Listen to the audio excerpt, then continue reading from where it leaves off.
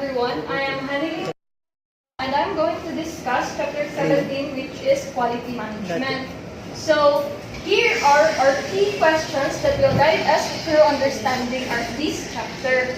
So the key questions are, what is quality and why is it important? How can quality problems be diagnosed? And what steps lead towards conformance to specification? And lastly, what is total quality management? So our first question is, what is quality? So according to Webster's dictionary, quality is a degree of excellence of a thing. For this subject, we're talking about quality management. So the thing refers to a product or service. And according to American Society for Quality, it is the totality of features and characteristics that satisfy needs. So why quality is important? Nano na siya importante. So good quality reduces costs, complaints, and waste. So di ba, if our product is in a bad quality, therefore it costs para sa repair sa product. So our customers will complain because their product is not in a good condition. It costs then if the product isn't able to be fixed na, therefore it adds to waste. So good quality increases revenue, satisfaction, and customers. If your product is good, therefore your customers' level of satisfaction is high. Also, your level of satisfaction as a producer is also high. So if your product is good, the customers will tell other customers to buy this product because their product is good. So your revenue increases. So there are different views of quality. So in consumers' view, the quality of a particular product or service is whatever he or she perceives it to be. And according to operations view of quality, quality is consistent to the conformance of customers' expectations. So the operations is dependent to the customer's view of quality. Therefore, we all have different view of quality. Para sa ako, ganahan ko ano nga product pero dili siya ganahan ana. So ang mag-adjust is ang operations.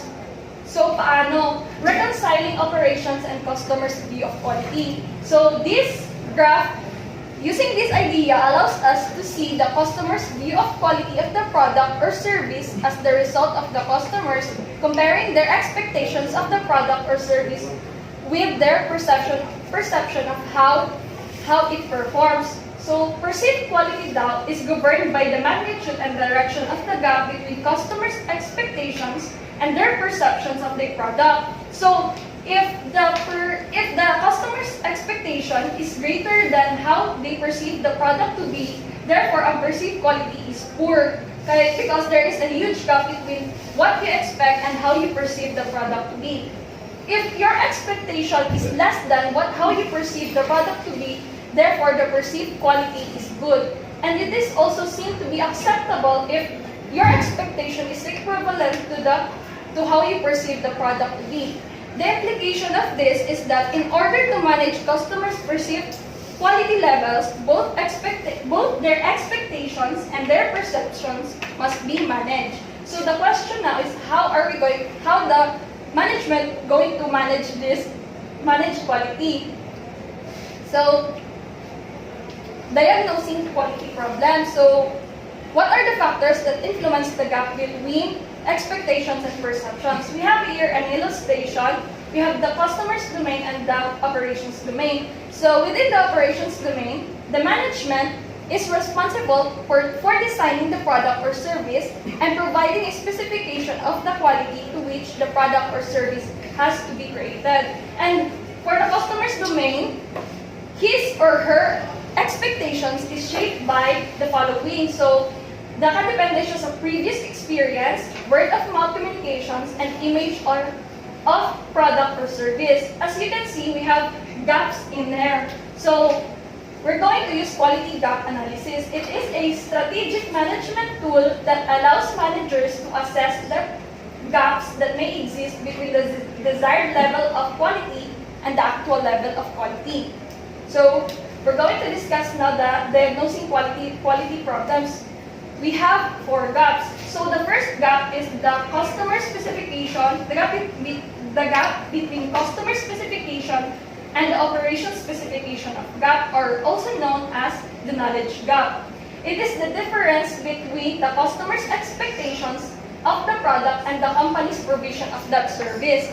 So essentially, this gap arises because the management doesn't know exactly what the customers expect. So nga na magka-cause of ano na problem.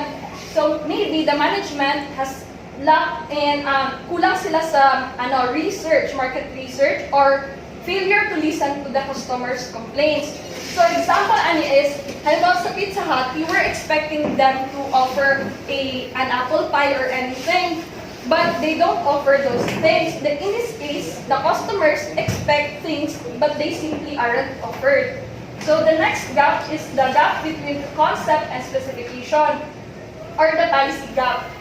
The policy gap is the difference between the management's understanding of the customer's needs and the translation of that understanding into service delivery policy standards. So there are a number of reasons why this gap can occur. So one of it is lack of customer service standards. Also, poorly defined service levels. So example, sa Pizza Hut, they started to offer these lemon pies, pero they are not as good as the others. So as we all know, Pizza Hut is not a small-time business, so you were expecting their product to be of high quality. This gap causes customers to seek similar service elsewhere but with better service. And the next gap is the gap between quality specification and actual quality gap, or the delivery gap. It is the difference between service delivery policies and the standards and the actual delivery of the service. So this gap can occur for a number of reasons.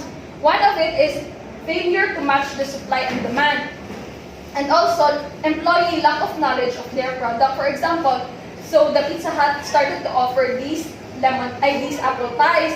When the customer orders the apple pie, they were informed that the product was out of stock. So in this case, the supply hasn't been adequately matched with the demand.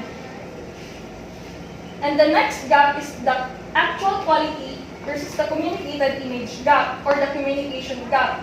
It is the gap between what gets promised to the customers through advertising and what's get delivered. So always tama-ating ani. So the company or the management may be too over-promising. So example, karang sa mga ads. So the Pizza Hut started to offer these lemon pies. As you can see in the image, siguro lamig kayo siya. It looks very tasty, mouth-watering. Pero when you try it doesn't seem like how it is in the image. So communication gaps lead to customers' dissatisfaction. This happens because what they receive isn't what they were promised. In the worst case, it may cause them to turn into an alternative supplier. So next is conformance to specifications. It means producing a product or providing a service to its design specifications. So there are 6 steps to this. So the first step is define the quality characteristics. Quality characteristic is an inherent characteristic of a product that says something about an aspect of the quality of the product. So these characteristics will be different for every type of product or service, depending on the industry. For instance, we may be evaluating on functionality or how well the product does the job for which it was intended. Next is the appearance. How does it look? How does it feel? How does it taste? Ganyan. So, and then reliability. Reliability is the consistency of performance of the product or service. Also, the durability of the product. Durability is the total useful life of it. Recovery is the ease with which problems with the product or service can be resolved. And also the contact, the nature of the person-to-person contacts that takes place. Next is decide how to measure each characteristics. So after we define the quality characteristics, we need to measure it. Each characteristics must must be taken separately and broken down into individual parts for measuring. So, for example, kanina, appearance characteristics of a car can be split into color, finishing, scratches. So, there are two types to measure, the variables and the attributes. So, when we say the variables, something that can be measured by a variable scale. For example, its length, its diameter or weight. And for the attributes, measured by judgment. So if the product is okay or not, or if it does its job right or wrong. And the next step is set quality standards.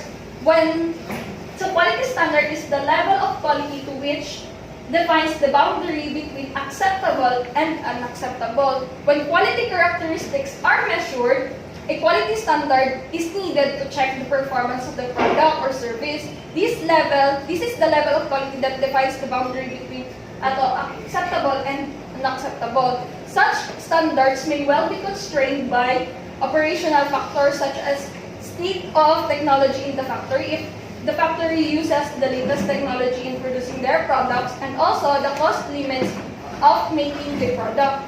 At the same time, however, they need to be appropriate to the expectation of the customers. But, syempre, balisod man ang quality judgment para i-check. Next is control quality against those standards. When standards are set, the organization needs to check its product or service conformance to the standards. This means that the product or service delivery is done right the first time, every time. As part of the control, the organization needs to decide where in the process the checks should occur, whether every product or service should be checked, and how checks should be performed. So, asa dapat mag-take place ang check, before ba or after or in the middle, and then check every product and service or take a sample or quality sampling. You're going sa isa ka bunch, pwede ka mag-hold isa lang ka product para i-test. And then, how should the checks be performed? Through statistical process control and acceptance sampling. The next step is step 5 and 6, find and correct causes of poor quality and continue to make improvements. So the final two steps in our list of quality management are in some ways the most important. So find and correct causes of poor quality. So implement total quality management tools and techniques to find, correct, and poor quality. Define and correct poor quality. And step 6, continue to make improvements. As with step 5, total quality management tools and techniques will help the organization to cut its costs of poor quality and improve overall quality. So we have here the TQM. So what is TQM? Total means all employees throughout every function and level of organization must pursue quality. Quality suggests excellence in every aspect of the organization. So meaning tanan-tanan, management is the pursuit of quality results through a quality management process including strategic design, manufacturing, and finance process. So we have here the TQM. The Japanese first made the concept work on a wide scale and subsequently popularized the approach and term TQM or Total Quality Management. So ay siya customer focus, process management, planning, process improvement, and total participation. So the first is the customer focus. TQM means meeting the needs and expectations of the customers. TQM stresses the importance of starting with an insight into customers' needs. So we take into account what the customer needs, wants, and their perception and preferences. This can be translated into quality objects and used to drive quality.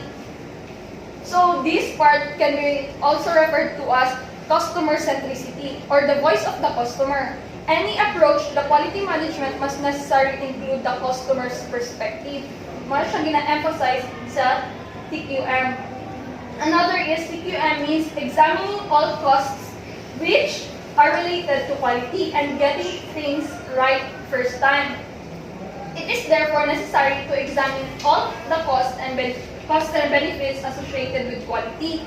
So these costs of quality are usually categorized as prevention costs. Prevention costs karang ginagamit para mag-prepare or mag-implement of a quality plan. Example is training, di ba? May mga training man during sa pag nag-work na. And then, appraisal cost. Appraisal cost is for the testings and evaluating and inspecting the quality of a product. Next is internal failure costs. Internal failure costs refers to cost of scraps, rework, or if may problems sa mga machines kana. And then external failure costs, cost of failures at customer site, including returns sa mga pa-repair nyo sa mga products and recalls. The next is TQM, means developing the systems and the procedures which support quality and improvement. So, diri masulot ang ISO 9000 series. It is a set of worldwide standards that establishes requirements for companies' quality management systems. So, ISO 9000 is being used worldwide to provide a framework for quality assurance. So, this ISO stresses on 4 principles. One is quality management should be customer focused. Next, should be measured. And then, should be improvement driven. And lastly, top management must demonstrate their commitment to maintaining and continually improving the management systems. Next is TQM, means developing a continuous process of improvement. A continuous improvement plan is a set of activities designed to bring gradual, ongoing improvement to products, services, or process through constant review and actions. So, di ba may mga upgrades manggib? So, kana siya continuous improvement. Next is means covering all parts of the organization, including every person in the organization. This is the recognition that everyone is a customer within the organization and consumes goods and services provided by internal suppliers. Everyone is also an internal supplier of goods and services for other internal customers. So, di ba katong tier? So, very important siya that dapat makaparticipate na mag-provide of good quality. So, that's it. That's the end of my presentation.